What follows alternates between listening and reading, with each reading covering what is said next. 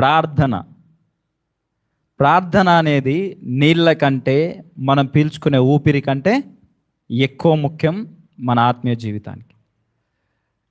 భౌతికంగా మనిషి బ్రతకాలంటే ఏం చేయాలి? శ్వాస చాలా అవసరం. అన్ని తిని అన్ని ఉండి శ్వాస పీల్చుకోకుంటే బ్రతకడు. అట్లా ఆత్మీయ జీవితంలో నువ్వు ఖచ్చితంగా కొన్ని నీకు వచ్చినా రాకపోయినా, కొన్ని చేసినా చేయకపోయినా, ప్రార్థన రాదు నాకు, నేను పాటలు పాడతా, తర్వాత అన్ని చేస్తా కానీ నాకు ప్రార్థన రాదన్నావు అనుకో, నువ్వు బ్రతికి లేనట్టే లెక్క. నువ్వు బ్రతికి లేనట్టే లెక్క. ప్రార్థన అనేది అన్నీ ఉన్నా ఇది అస్సలు మిస్ కావద్దు. అన్నీ ఉండి ఇది ఒక్కటి లేదు కదా అనుకోవడానికి వీలే లేదు. ఇది ఒక్కటి కనుకుంటే ఉండాల్సినవి అన్నీ కూడా ఉంటాయి. అంతేనా కదా? అనుభవం ఉన్న వారికి తెలుస్తుంది. ప్రార్థన అనేది ఫస్ట్ ప్రయారిటీలో నీ జీవితంలో ఉంటే మిగతావన్నీ కూడా సమపాళ్ళలో.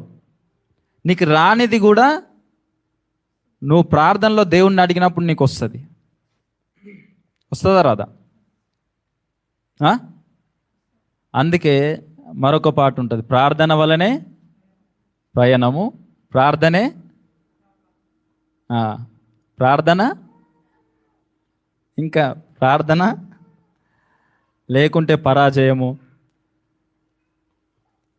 మన పాల్ ప్రకాష్ గారు ఎక్కువ పాడుతూ ఉంటారు, ఈరోజు పాడతారేమో అనుకున్నా అని పాడలేకపోయారు. ప్రార్థన వలనే ప్రయాణం, ఆ పాట నిజంగా చాలా బాగుంటుంది. ప్రార్థన అనేది మన జీవితంలో ఎట్లుండాలని అంటే, లేవగానే ఫస్ట్ చేసేది ఏమైనా ఉంది లేవగానే అంటే అది ప్రార్థనే అయి ఉండాలి. ఏమై ఉండాలి? లేవగానే ఫస్ట్ మనం చేసేది ఏదైనా ఉంది అని అంటే ప్రార్థన. ఓకేనా? ప్రాథమికంగా ప్రథమంగా చేయవలసిందే ప్రార్థన అయి ఉండాలి. ఓకేనా? ఆ విధంగా మన జీవితంలో ఈ నీళ్ళు, శ్వాస ఎంత ముఖ్యమో, ఏది ఉన్నా లేకున్నా ఇవి ఎంత ముఖ్యమో, ఈ ప్రార్థన అనేది కూడా నీ జీవితంలో అంతకంటే చాలా రెట్లు ఎక్కువ. అటువంటి ప్రార్థనను మనం నిజంగా ఎంతమంది చేస్తున్నాం? ప్రార్థనకి ఎక్కువ ప్రయారిటీ ఎంతమంది ఇస్తున్నామా? పోయిన వారము ప్రార్థన అంటే ఏమిటి అనే దాని గురించి మనం విన్నాం కదా, మాట్లాడుకున్నాం కదా. ప్రార్థన అంటే ఏమిటి? మనం దేవునితో మాట్లాడడం, దేవుడు మనతో మాట్లాడు, మనము దేవునితో, దేవుడు మనతో మాట్లాడేదే ప్రార్థన. ఓన్లీ మన మట్టుకు మనము మన కోరికలన్నీ కోరుకొని మనం ఇష్టం వచ్చింది వాగి లేచి వెళ్ళిపోయేది ప్రార్థన కాదు. మనం దేవునితో మాట్లాడాలి. దేవుడు మనల్ని దర్శించే సమయం దేవునికి ఇవ్వాలి, దేవుడు మాట్లాడే సమయం దేవునికి ఇవ్వాలి. అలా ఇద్దరు సంభాషించుకునే దాన్నే ప్రార్థన అంటారు. ఇప్పుడు ఆ ప్రార్థన ఎందుకు చేయాలి అనే దాని గురించి కొన్ని మాటలు మనం చూసుకొని ముగించుకుందాం. ప్రార్థన ఎందుకు చేయాలి? ప్రార్థన ఎందుకు చేయాలి? ప్రార్థన ఎందుకు చేస్తాం అసలు? కీర్తన 42:1-2 చదువుదాం.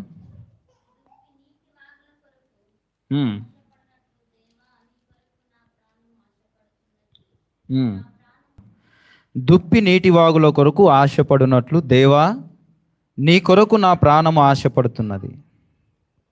ఎవరి కొరకు ఆశపడుతున్నది? నీ కొరకు నా ప్రాణము ఆశపడుతున్నది. నా ప్రాణము దేవుని కొరకు తృష్ణ గురుచున్నది, జీవము గల దేవుని కొరకు తృష్ణ గురుచున్నది. దేవుని సన్నిధికి నేను ఎప్పుడు వచ్చేదను, ఆయన సన్నిధిని నేను ఎప్పుడు కనబడేదను. భక్తుడు ఏమంటున్నాడు? దుప్పి నీటి వాగుల కొరకు ఏ విధంగా అయితే ఆశపడుతుందో, దేవా నీ కొరకు నా ప్రాణము ఆశపడుతున్నది. జీవము గల దేవుని కొరకు తృష్ణ కొనుచున్నది. దేవుని సన్నిధికి నేనెప్పుడు వచ్చేదను. ఆయన సన్నిధిని నేనెప్పుడు కనబడేదను. దీంట్లో చూస్తున్న సారాంశం ఏమిటి? ఆయన ఏం చేస్తున్నాడు? దేవునితో కోరుకుంటున్నాడు, ఆశ కలిగి ఉన్నాడు. అది ఏమై ఉన్నది? ఆ ఆశ ఏమై ఉన్నది? భక్తుని ఆశ ఏమై ఉన్నది? హల్లెలూయా. వినాలి. ఇప్పుడు ఇక్కడ చూడండి, బైబిల్ చూడకండి. ఇప్పుడు భక్తుడు ఏ విధంగా ప్రార్థన చేస్తున్నాడు, ఆయన కోరిక ఏమై ఉన్నది, ఆయన ఆ యొక్క ఆశ ఏమై ఉన్నది, ఏం కనబడుతుంది? ఆయన కొరకు, నీ కొరకు నా ప్రాణం ఆశపడుతున్నది. జీవము గల దేవుని కొరకు తృష్ణ గురించున్నది. దేవుని సన్నిధికి నేనెప్పుడు వచ్చేదను. ఆయన సన్నిధిని నేనెప్పుడు కనబడేదను. దేవుని సన్నిధికి నేను వెళ్ళాలి. ఎప్పుడెప్పుడు వెళ్ళాలి? ఆయన సన్నిధిలో నేను ఎప్పుడు కనబడాలి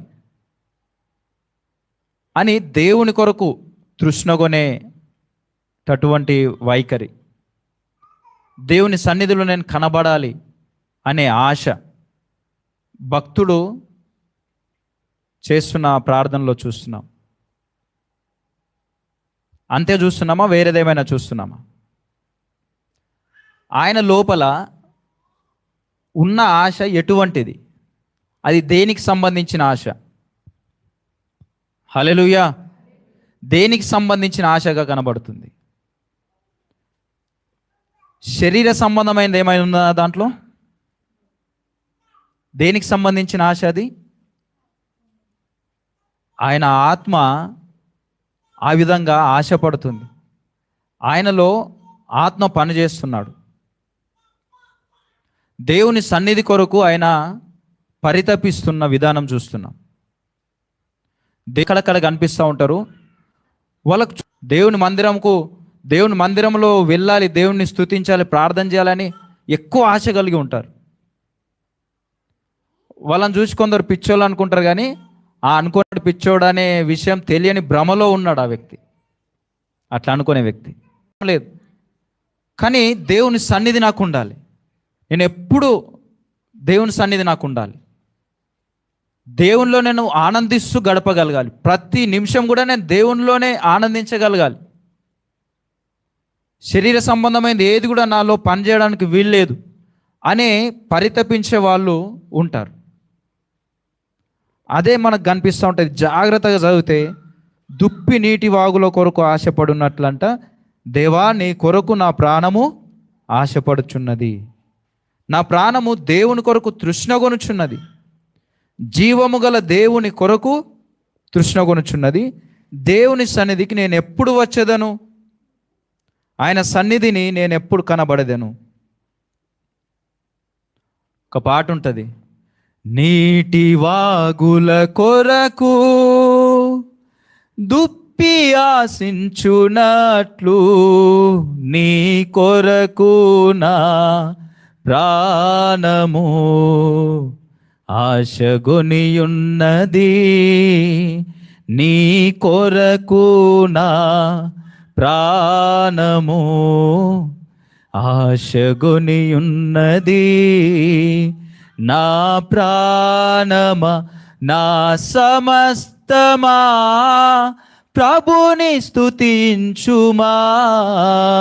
నా యేసు చేసిన మేలను నీవు మరువకుమా. నా యేసు చేసిన మేలను నీవు మరువకుమా. నీటి వాగుల కొరకు దుప్పి ఆశించునట్లు నీ కొరకు నా ప్రాణము ఆశగొనియున్నది. హల్లెలూయా. గట్టి చెబుదాం హల్లెలూయా. భక్తుడు ఈ పాట కూడా ఎందుకు రాసి ఉంటాడు?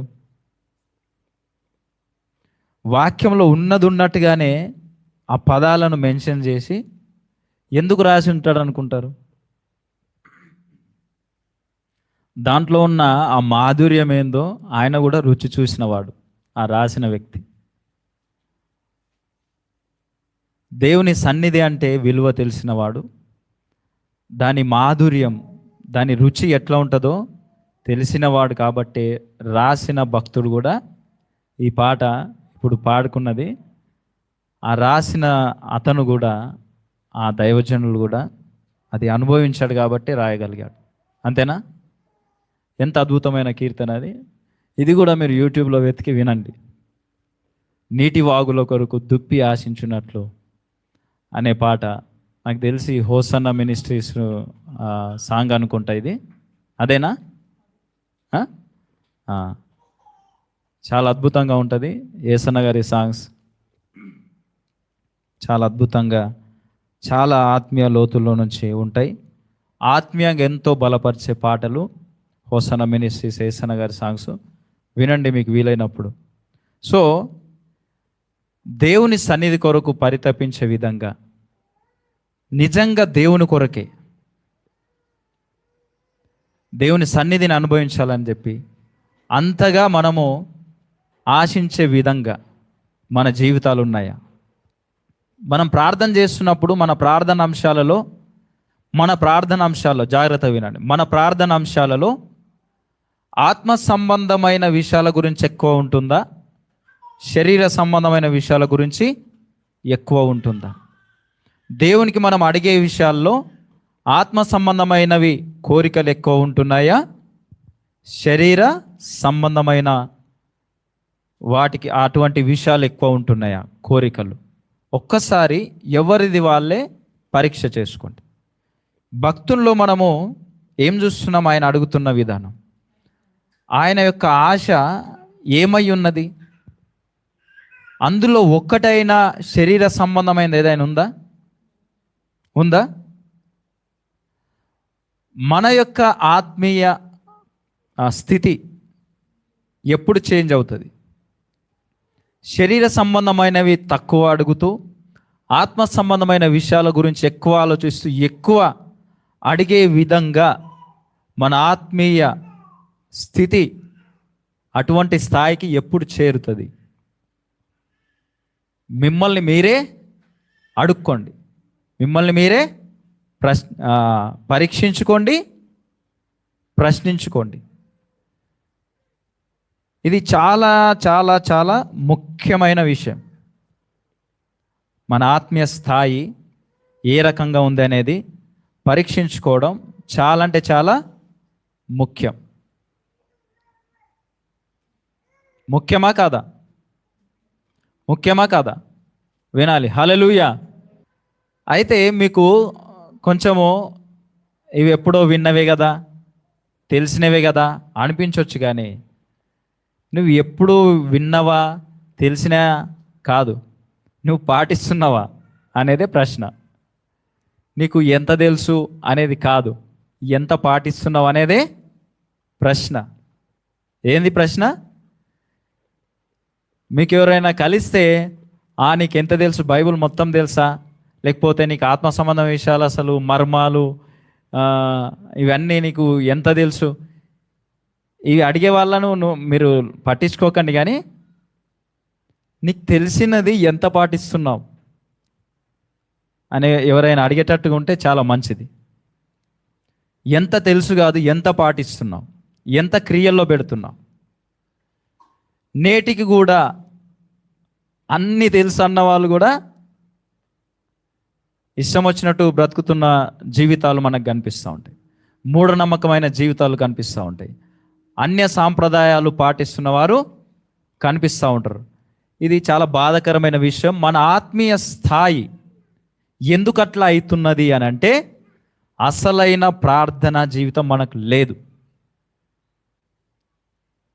ప్రార్థనా జీవితం ఉండవలసినంతగా లేదు మనకు. దాని తర్వాత క్రియలతో కూడిన జీవితం మనకు లేదు. ఎంతో తెలుసు అనుకుంటాం కానీ ఎంత పాటిస్తున్నాం అనే దానిపైన శ్రద్ధ మనకు లేదు. కాబట్టి మనము వాక్యాన్ని క్రియల్లో పెట్టట్లేం. ఎంత తెలిసినా కానీ వాక్యానుసారంగా జీవిస్తలేం. మనము సరైన మాదిరి లోకానికి కనపరుస్తలేము. కనపరుస్తున్నామా? ఒకసారి మిమ్మల్ని మీరే ప్రశ్నించుకోండి, పరీక్షించుకోండి. చాలా అంటే చాలా దారుణమైన పరిస్థితి. అసలు మాదిరి ఎవరి దగ్గరైనా చూద్దామని అనుకుంటే ఎక్కడ కనిపించదు. ఎవడైనా మాదిరిగా జీవిద్దాం అనుకుంటే వాడు ఒక్కడు ఉండాలి కానీ వాని చుట్టూ 10 మంది ఉండాలి కానీ వాడిని ఆగం చేసి పెడతారు. వాడే కన్ఫ్యూజన్లో పడేటట్టుగా, వాడు కలిగి ఉన్న ఆ అంతో ఇంతో భక్తిని కూడా వదిలేసేటట్టుగా టార్చర్ చేస్తారు. పర్సంటేజ్ ఎక్కువ ఇటువైపు అయిపోయింది. జీవితాలు లేవు. తెలిసిన వాక్యాన్ని క్రియల్లో పెట్టి జీవించే జీవితాలు కరువైపోయినాయి. మరి మనము మాదిరిగా ఎప్పుడు ఉండగలుగుతాం? తెలిసిన వాక్యాన్ని క్రియల్లో పెడుతూ క్రియలు కలిగిన క్రైస్తవ జీవితం మనం ఎప్పుడు జీవించగలుగుతాం? అదంతా మనం జీవించాలనంటే ఫస్ట్ మొట్టమొదటిగా మనము శ్రద్ధ చూపించవలసింది, ప్రాముఖ్యతనివ్వవలసింది దేనికి అని అంటే ప్రార్థన జీవితానికి ఇవ్వండి. దేనికి ఇవ్వాలి? ప్రార్థన జీవితానికి మీరు ఫస్ట్ ప్రయారిటీ ఇవ్వండి మీ జీవితాల్లో. ప్రార్థన ఎంతసేపు చేసుకుంటున్నావు? నువ్వు ఒకప్పుడు ఎంతసేపు చేసుకునేవాడు, ఇప్పుడు ఎంతసేపు చేసుకుంటున్నావు? దీంట్లో మరొక ముఖ్యమైన విషయం ఏంటంటే, చాలా మీరు గమనిస్తే తెలుస్తుంది. ప్రార్థన అంటే ఎట్లా చేయాలి? ప్రార్థన ఎట్లా చేస్తే దేవుడు వింటాడు? ఎట్లా చేస్తే ప్రార్థన అవుతుంది? అద్భుతమైన వాక్యాలు వల్లిస్తూ చేస్తే దేవుడు వింటాడా? చేస్తే ప్రార్థన అవుతుందా? ఎట్లా? కొందరికి చేయమంటే నాకు రాదు, నేను మంచిగా చేయలేను. విన్నారా ఎప్పుడన్నా ఇట్లా అనడం? నేను మంచిగా నాకు రాదు, మంచిగా చేసుడు రాదు. మంచిగా చేసినట్టు ఇదేమన్నా కూరనా? ఉప్పు ఏమైనా తక్కువ అయితే ఎవరన్నా ఏమన్నా అంటారు అనడానికి? దేవుడు ఏ టేస్ట్ చూస్తాడు? నీ హృదయ అంతరంగంలో ఉన్నది ఆయనకు తెలుసు. దేవునికి హృదయపూర్వకంగా హృదయంలో నుంచి వచ్చేదే ఆయన వింటాడు తప్ప నీ ట్యూన్ బాగుందా, నీవు అడిగే విధానం, ఏ స్టైల్లో అడుగుతున్నావు, ఇది చూస్తాడా? కొందరు ఇట్లా అద్భుతంగా మంచి మంచి వాక్యాలు వల్లిస్తూ చేస్తారు కదా. చేసే వాళ్ళ తప్పు కాదు, వాళ్ళకి అట్లా అలవాటు ఉంది, వాళ్ళకి అట్లా వస్తుంది కాబట్టి వాళ్ళు అట్లనే చేస్తారు. వాళ్ళని కూడా మీరు తప్పు పట్టాల్సిన అవసరం లేదు. వాళ్ళని చూసి అయ్యో అంత అద్భుతంగా నేను చెయ్యను కదా, నాకు అట్లా రాదు కదా అని డిసప్పాయింట్ అవుతారు కొందరు. అవుతారా కాదా? వాళ్ళకి అట్లా అలవాటు, అట్లా అలవాటు అయింది, వాళ్ళు అట్లనే చేస్తారు. మనం వాళ్ళని ఎక్కిరించాల్సిన అవసరం లేదు. వాళ్ళని చూసి మనము అయ్యో అట్లనే చేయాలనేమో, అట్లా నాకు రాదు కదా అనుకోవడానికి వీలు లేదు. అవునా కదా? ఇట్లా చాలామంది చేస్తూ ఉంటారు, డిసప్పాయింట్ అవుతూ ఉంటారు. నాకు అట్లా రాదు కదా. కొందరు బైబిల్లో ఉన్న ఎత్తిపడుతూ వాళ్ళకు వాక్యాలని ఎత్తిపడుతూ చాలా అద్భుతంగా చేస్తారు ప్రార్థన. నాకు అట్లా రాదు కదా అని అనుకుంటారు కొందరు. అట్లా అనుకోవడానికి వీలు లేదు. నువ్వు హృదయపూర్వకంగా దేవునితో మాట్లాడుతున్నప్పుడు ఆ ధ్యాసతో, నువ్వు కరెక్ట్గా దేవునితో మాట్లాడుతున్నాననే ధ్యాసతో నువ్వు మాట్లాడు. అదే ప్రార్థన. ఓకేనా? అర్థమైంది కదా? రైట్. ఇటువంటి డిసప్పాయింట్మెంట్లు, ఇట్లాంటి మిస్టేక్లు ప్రార్థనకు సంబంధించిన విషయంలో చేయాల్సిన అవసరం లేదు. డిసప్పాయింట్ అవ్వాల్సిన అవసరం లేదు. ఒకరిని చూసి నాకు అట్లా రాదు కదా అని అనుకోవాల్సిన అవసరం లేదు. ప్రార్థన అంటే మంచి మంచి పదాలు వల్లిస్తే ప్రార్థన అవుతుందా? కాదు. మనం ప్రార్థన చేస్తున్నప్పుడు మన హృదయ స్థితి ఎట్లుంది అదే ముఖ్యం. కానీ మన నోటి నుంచి వచ్చే మాట అద్భుతంగా వల్లించడంలో ప్రయోజనం ఏం లేదు. మనుషులను మెప్పించడానికి కొందరు చేస్తుండొచ్చు, కానీ ప్రయోజనమేమీ లేదు. దాన్ని చూసి నాకు అట్లా రాదు కదా అని వేరే వాళ్ళు డిసప్పాయింట్ అవ్వాల్సిన అవసరం కూడా అంతకన్నా లేదు. మరొక వచనము, కీర్తన 63 1-5 వచనాలు చూసుకొని ముగించుకుందాం. దేవా, నా దేవుడవు నీవే, వేకువనే నిన్ను వెదకుదును, నీ బలమును నీ ప్రభావమును చూడవలెనని పరిశుద్ధాలయమందు నేనెంతో ఆశతో నీ తట్టు కనిపెట్టి ఉన్నాను. నీళ్లు లేక ఎండియున్న దేశమందు నా ప్రాణము నీ కొరకు తృష్ణగొని ఉన్నది. నీ మీద ఆశ చేత నిన్ను చూడవలెనని నా శరీరము కృషించుచున్నది. నీ కృప జీవము కంటే ఉత్తమము. నా పెదవులు నిన్ను స్తుతించును. నా మంచము మీద నిన్ను జ్ఞాపకము చేసుకొని రాత్రి జాములయందు నిన్ను ధ్యానించున్నప్పుడు క్రొవ్వు మెదడు నాకు దొరికినట్లుగా నా ప్రాణము తృప్తి పొందుచున్నది. ఉత్సాహించు పెదవులతో నా నోరు నిన్ను గూర్చి గానము చేయుచున్నది. హల్లెలూయా. మరొక ప్రార్థన చూస్తున్నాం. హల్లెలూయా.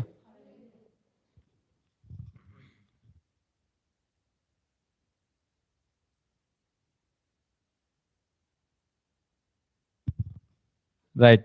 మరొక ప్రార్థన ఏం చూస్తున్నాం? దీంట్లో ఏమైనా శరీర సంబంధమైనది ఎక్కువ ఉందా, ఆత్మ సంబంధమైనది ఉందా? దేవా, నా దేవుడవు నీవే, వేకువనే నిన్ను వెదకుదును, నీ బలమును నీ ప్రభావమును చూడవలనని. వేకువనే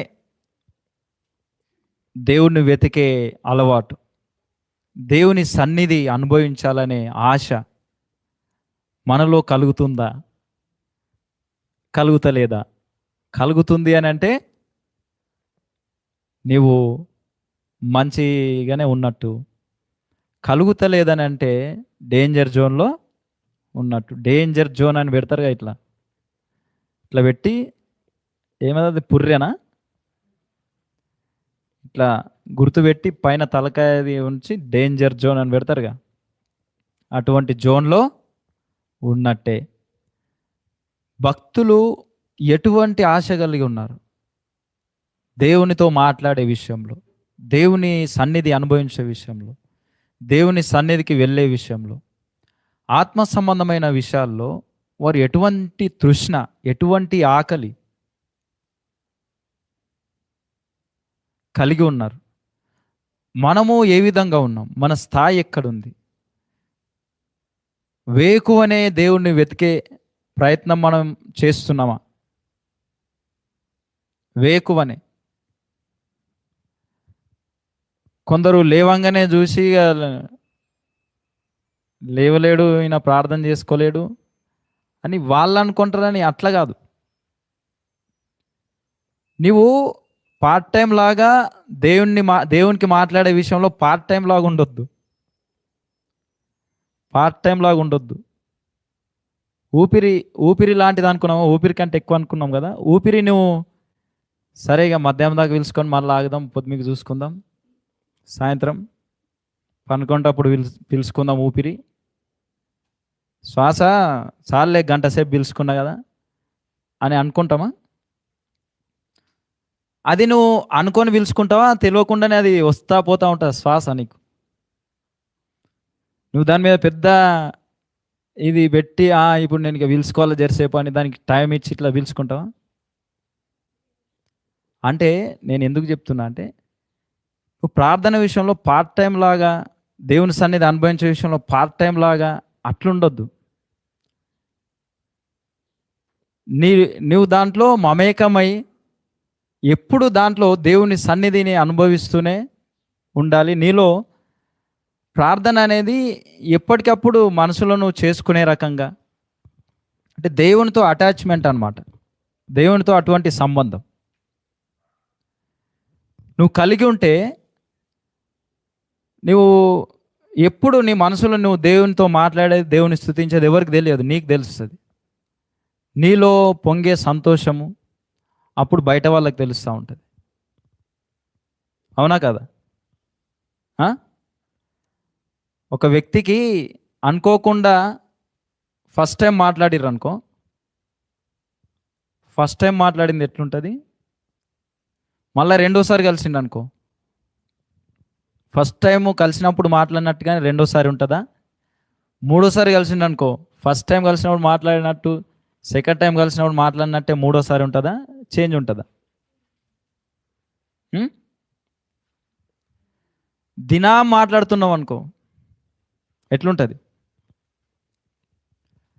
ఆ వ్యక్తితో నీ బంధము చాలా లోతుగా వెళ్ళిపోతుందా లేదా? అయితే నువ్వు ప్రార్థన విషయంలో ఏమనుకున్నాం? ప్రార్థన ఎందుకు చేయాలి? ప్రార్థన ఎందుకు చేయాలి? ఎందుకు చేస్తాం అంటే, దేవునితో ఇప్పుడు చదివిన 2 వచనాల్లో మనం ఏం గమనించినామంటే, ఆ వ్యక్తికి దేవునితో ఉన్న రిలేషన్ ఎంత గట్టిగా ఉంది, ఎంత లోతుగా ఉంది. ఏది ఉన్నా లేకున్నా దేవుని సన్నిధి లేకుంటే నేను బతక అన్నట్టుగా కనిపిస్తున్నాడా లేదా? ఈ 2 వచనాల్లో మనం గమనిస్తే, అంటే ఎంత లోతుగా వెళ్ళాడు, ఎంత లోతైన బంధం ఉంది.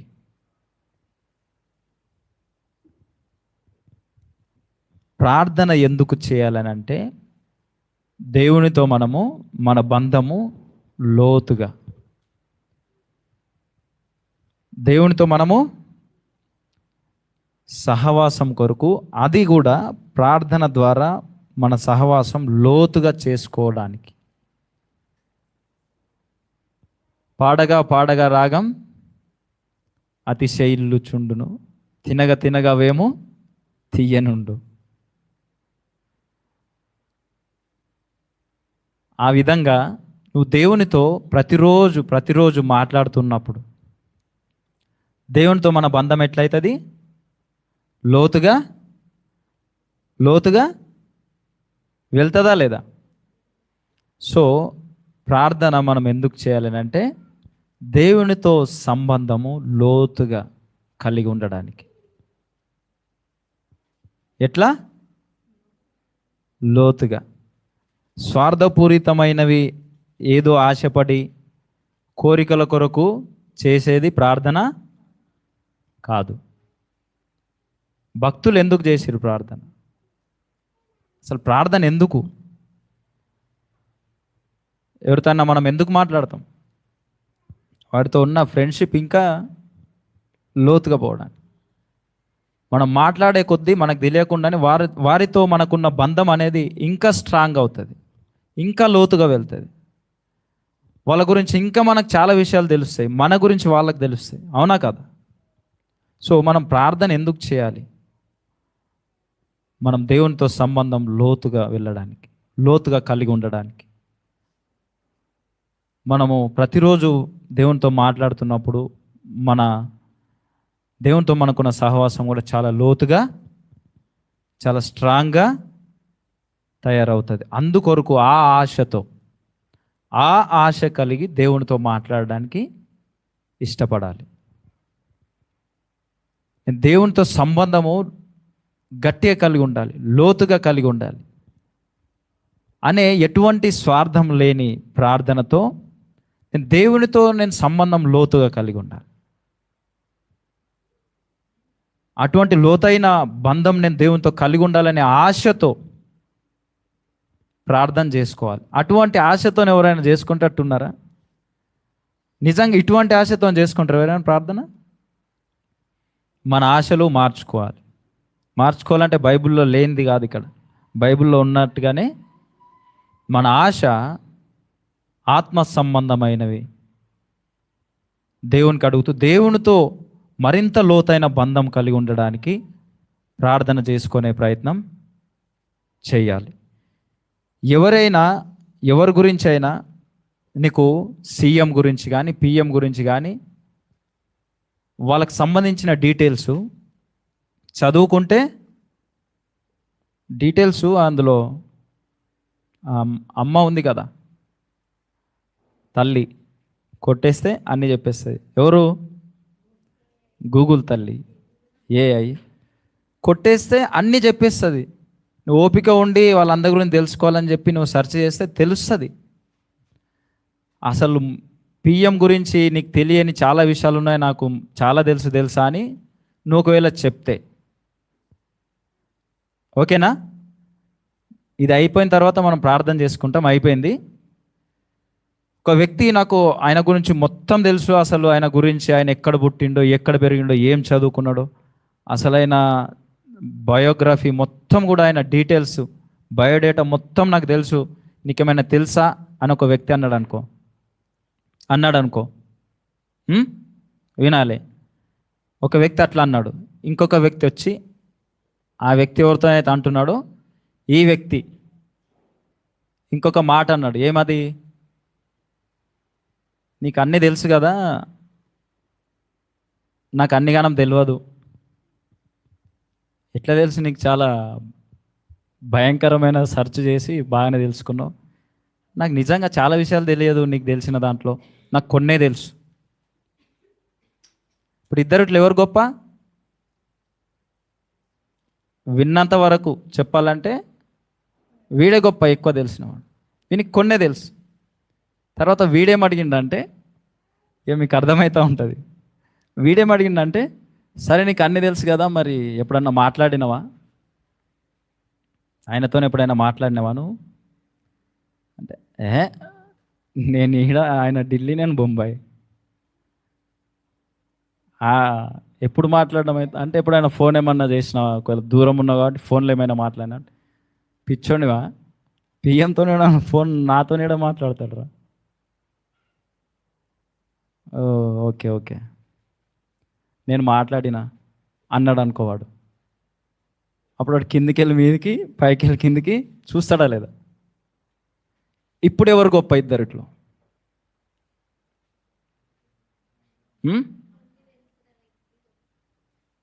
అన్నీ తెలిసినోడా? ఆయనతో మాట్లాడినోడు గొప్పనా, వీడు గొప్పనా?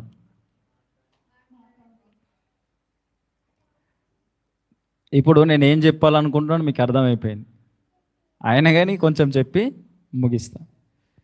ఇప్పుడు మనకు దేవుని గురించి కొందరు ఉంటారు జ్ఞానులు. ఎవరు? జ్ఞానులు. బైబిల్ మొత్తం తెలుస్తుంది, మర్మాలు అన్నీ తెలుస్తాయి. కానీ దేవునితో మాట్లాడరు. వాళ్ళు దేవునితో మాట్లాడరు. అంటే ప్రార్థన అనేది ఉండదు. ప్రార్థన అనేది అస్సలు ఉండదు. కానీ తెలుసు వాళ్ళకు, అన్నీ తెలుసు, కానీ ప్రార్థన ఉండదు. దేవుడు దేన్ని బట్టి సంతోషిస్తాడు? అన్నీ తెలుసు కానీ వీడు నాతో మాట్లాడతలేడు.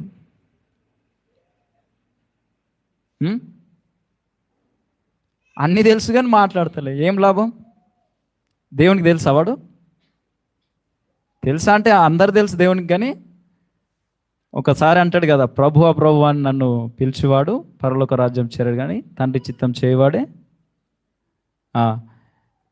వాళ్ళు ఏమంటారు, నీ నామంలో అద్భుతం చేయలేదు అది ఇది అని అంటే, మీరెవరో నేను ఎరగను అంటాడు. నిజంగా ఎరగడా? ఏ రకంగా ఎరగడు? అంటే అన్నీ తెలిసి కూడా దేవునితో మాట్లాడకపోతే దేవుడు ఏమాత్రం సంతోషించడు. ఈ ప్రార్థన అనేది ఏకంగా అంత గొప్ప దేవుడైన ఆ సృష్టికర్తతోనే మాట్లాడింప చేసేదే ప్రార్థన. అంత గొప్ప సృష్టికర్తతో మాట్లాడింప చేసేదే ప్రార్థన. అట్లా నీకు ఎన్ని తెలిసినా ఏం చేసినా కానీ నువ్వు దేవునితోనే మాట్లాడలేని పరిస్థితిలో ఉన్నావు అనుకో, ఎంత ఏమంటారు, అది వేస్టే కదా. దేవుడు సంతోషిస్తాడా? అన్నీ చేస్తున్నాడు కానీ నాతోనే మాట్లాడతలేడు కదా. అన్నీ చేస్తున్నాడు, అన్నీ నా పేరు మీదనే చేస్తున్నాడు, నా పనులే చేస్తున్నాడు, నా గురించే చెప్తున్నాడు, కానీ వీడు నాతోనే మాట్లాడతాడు. మీకు కూడా ఎవరైనా ఉండొచ్చు మాటలు లేని వాళ్ళు. వాడు ఎంత చేసిన ఏంలో వాడు కనిపిస్తే మాట్లాడకుండా పోతాడు, ముఖం అట్టు తిప్పుకొని పోతాడు, దూరం నుంచో చూసి చూడనట్టే పోతాడు. ఆ వ్యక్తిని బట్టి సంతోషం ఉంటుందా? ఎదురుపడ్డప్పుడు నువ్వు చూడకుండా నిన్ను చూసి దగ్గరకు వచ్చి పలకరించే వ్యక్తి విషయంలో సంతోషం ఉంటుందా? కదా. అట్లా నువ్వు బైబిల్ ఎంత తెలుసుకున్నావు అనేది కాదు, కానీ అసలు ఆ తెలుసుకున్న ఎవరి గురించి అది తెలుసుకున్నావో ఆ దేవునితో నువ్వు ఎంత మాట్లాడుతున్నావు, దేవునితో నువ్వు సంబంధం ఎంత కలిగి ఉన్నావు, దాన్ని బట్టే దేవుడు సంతోషిస్తాడు. దేవుని గురించి తెలుసుకోవడం వేరు, ఆయనతో మాట్లాడడం వేరు. దేవుని గురించి తెలుసుకుంటే దేవునితో మాట్లాడినట్టు కాదు. తెలుసుకుంటే మాట్లాడినట్ట? మరి ఎట్లా మాట్లాడినట్టు? మాట్లాడితేనే మాట్లాడినట్టు. తెలుసుకుంటే మాట్లాడినట్ట, మాట్లాడితే మాట్లాడినట్ట? మాట్లాడితేనే మాట్లాడినట్టు, మాట్లాడితే తెలుసుకున్నట్ట? ఆలోచించండి మీరే.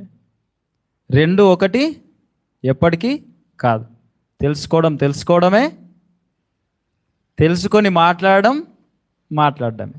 కాబట్టి దేవుని గురించి తెలుసుకోవడం వేరు, దేవునితో మాట్లాడడం వేరు.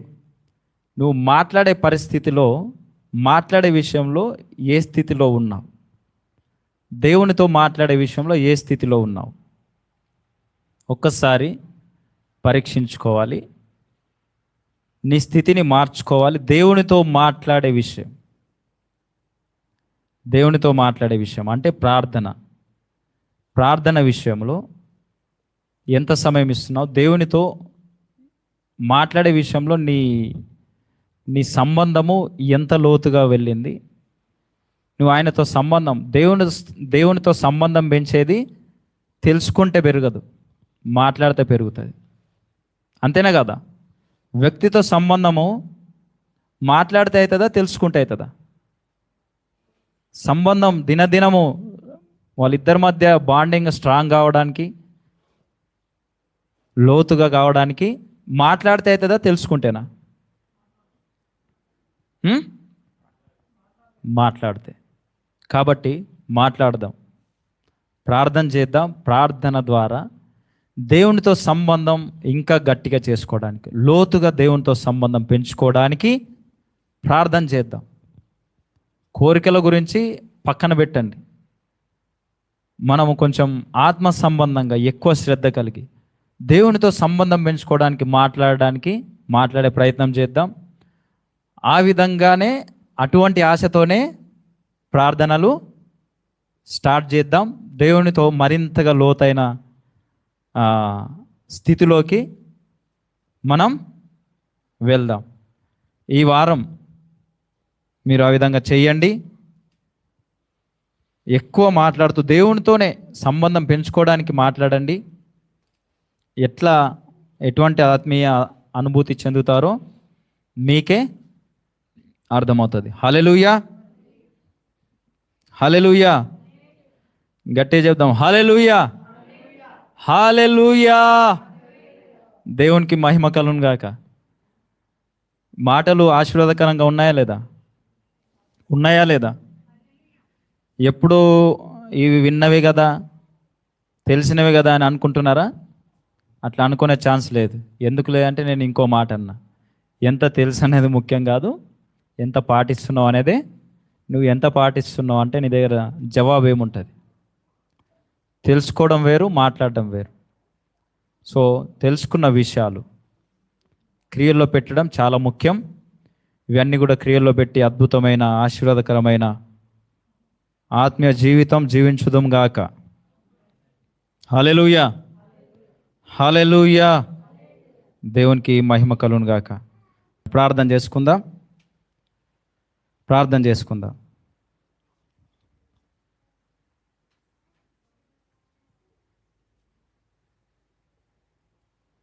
మహాగణుడ, గొప్ప దేవ, ఎంతైనా నమ్మదగిన దేవుడు ప్రభువా,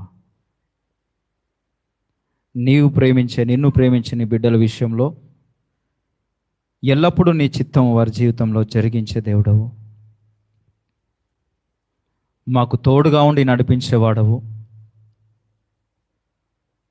నీ గొప్ప కార్యాలు, అద్భుత కార్యాలు, ఆశ్చర్య కార్యాలు, ఆత్మ సంబంధమైన కార్యాలు ఎన్నో మా జీవితాల్లో రుచి చూడవలసిన మేము అయ్యా వాటిని రుచి చూడకుండానే సాదాసీదా జీవితం జీవిస్తూ మేము వెళుతున్నాం. అది కాదు, లోతైన ఆత్మీయ అనుభవాల గుండా మేము వెళ్ళాలి. మమ్మల్ని నడిపించండి.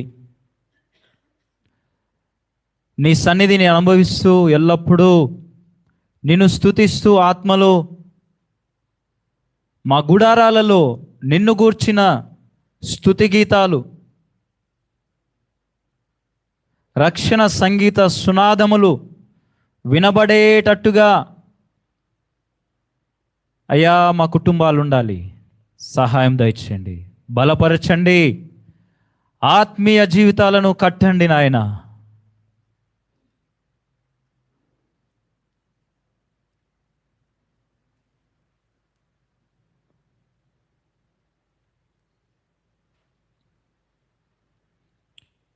పాడైపోయిన, పతనమైపోయిన ప్రార్థనా జీవితాలు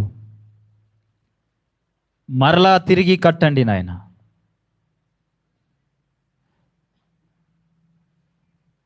ఆత్మీయంగా ఎదగాలి, ఆత్మీయ ఎదుగుదల కావాలి. ఎంతగా నాయన చల్లారిపోయాము, ఎంతగా దిగజారిపోయాము ఆత్మీయంగా ప్రార్థన విషయంలో. గొప్ప దేవా, మీరు అద్భుతమైన రీతిగా బలహీనుడైన నీ దాసుని నిలబెట్టి మాట్లాడారు.